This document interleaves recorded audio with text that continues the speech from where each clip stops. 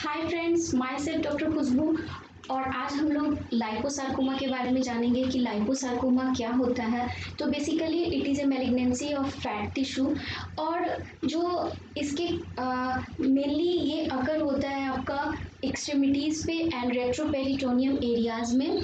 तो हम लोग जैसा कि इसका जो परसेंटेज है, जो सॉफ्ट टिश्यू सार्कोमा का मोस्ट कॉमन परसेंटेज है 17 to 30% of all soft tissue sarcoma. But in case of head and neck region it is least common and the percentage is only 3%. Otherwise in retroperitoneum areas and the extremities it is found 17 to 30% of cases, and it is most common soft tissue sarcoma. But we are talking here about the oral cavity region or head and neck region. The percentage of in that case only 3% it is found. And here what is the causative factor of liposarcoma? तो जैसे कि हम लोग जानते हैं कि इसके लिए जो कॉजेटिव फैक्टर है ये एराइज होता है डीनोवो मीन्स डायरेक्टली एराइज होता है without any pre existing reason, and one of the cause it arises de novo, and apart from de novo it also arises due to chromosomal translocation, that is the 12q13 chromosomal translocation. In that region there is very important gene are proto-oncogene are encoded, that is mg m2 and cdk4. These proto-oncogene play an important role to causing this disease liposarcoma. So now after that we study about oral cavity and oral liposarcomas. So first of all, this is the case of tongue. This is a case of tongue liposarcoma. Here we can see nodular or lobulated growth is present on the lateral border of the tongue, but sometimes this tumor is mistaken as benign because it is slow growing, painless, and the starting phase of the disease is very slow, so that its progression is slow and it is oftenly not causing pain. But there are some conditions where it is associated with pain.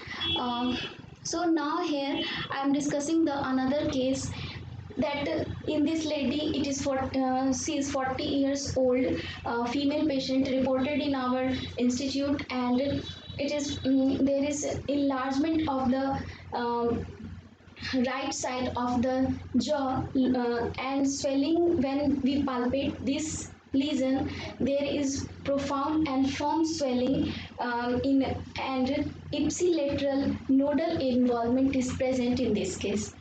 And in previous case we can see here there is no nodal involvement and there is no pain associated with the disease. But here in other case we found the disease is associated with pain, and on palpation extraoral examination we found that the ipsilateral nodal involvement. Apart from that we also find here intraoral examination, and in this intraoral examination it reveals the submucosal mass and soft tissue submucosal mass, and when it is touched in spite of slight provocation it tendency to bleed. So that here this is very painful condition where we are discussing here about the liposarcoma. The two cases are different. One is resemblance towards the benign lesion, and the other one is resemblance towards the malignant lesion. So now after the causative factor, what is the most common affected site of this liposarcoma? The most common affected site of liposarcoma is tongue, buccal mucosa, and submandibular area, floor of mouth, and it is slightly more predilection about the male is more predominantly involved as compared to female, slight predilection towards the male. and the age is the fourth and sixth decade of the life. So after that, the clinical presentation here, we can discuss here two type of cases. One, the lesion is small in size and resemblance towards the benign growth, and the other one, the lesion is resemblance towards the malignancy, and the size of the lesion is approximately 3 into 4 centimeter in diameter, greatest dimension. So now apart from this, when we talk about the radiograph, in this case there is lighting destruction of the cortical plate. We can see in this photograph of OPG, and apart from this lighting destruction, we can also appreciate the pathological fracture of the right side of the jaw. So our focus is that what is the other criteria we can differentiate it. So we are taking the history of the patient, what is the chief complaint of the patient, and apart from that, to confirm the diagnosis, we can go for histopathology. So in histopathology, in that case, we found there is vacuolated lipoblaст cell. In this photomicrograph, you can see vacuolated lipoblaст cells, and they are separated by the connective tissue fibers. So they are, whereas in case of lipoma, they are present in lobules. But in case of liposarcoma, the lipoblaст cells are not present in bunch, they are separated and they are not lobulated.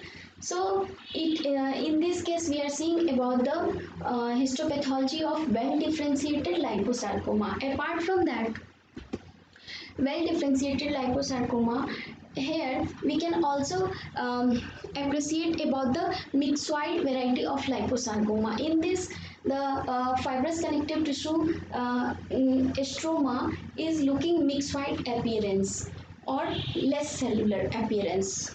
So in that case, pleomorphic variety of liposarcoma is also found, and the pleomorphic variety of liposarcoma is looking like bizarre appearance, and there is giant cell appearance is also present in this type of liposarcoma. And these are the varieties which are discussing here, and the other picture which are showing here the round cell liposarcoma. And in this round cell liposarcoma, we cannot assume the key finding of liposarcoma, that is our lipoblast cells. So we can go for ISC to confirm the diagnosis. Now apart from that, there is other variant of liposarcoma, that is the dedifferentiated type. In dedifferentiated type of liposarcoma, we can assume in two parts. The one part is well differentiated, whereas the other part, that is lower part, we can see here arrow is presenting that area, and it is poorly differentiated, means there is no evidence of lipoblast cells, that is the key finding of our liposarcoma. And the upper half of the photomicrograph here showing the well differentiated type of liposarcoma, whereas the lower half of the photomicrograph showing here there is a spindle shape appearance of the lipoblast cells. So confirmatory diagnosis, we can go for ISC.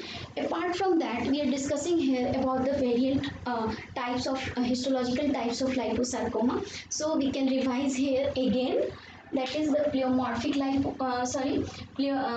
well differentiated, myxoid, pleomorphic, round cell, and dedifferentiated. These are the type of liposarcoma.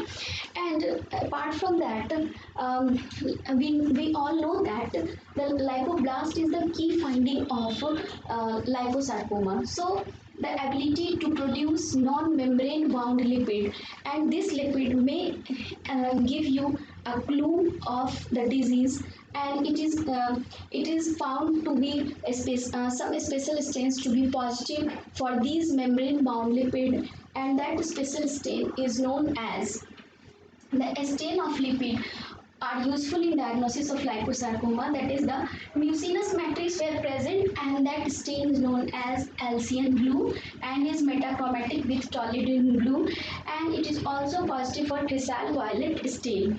These are the special stains, and in ISC it is also positive for S100 and Vimentin, but sometimes in poorly differentiated liposarcoma they are not reactive towards the S100 and Vimentin. In that case we can go for a specific marker of liposarcoma, that is MDM2. It is a specific marker for liposarcoma. So this is all about the liposarcoma, and the treatment, it depends on the variety of the liposarcoma.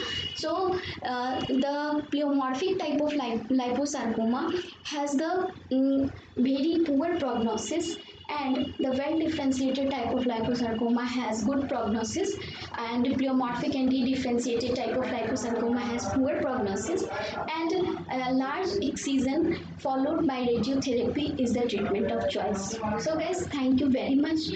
Keep watching my channel, and if you like, please share and subscribe my channel. Thank you.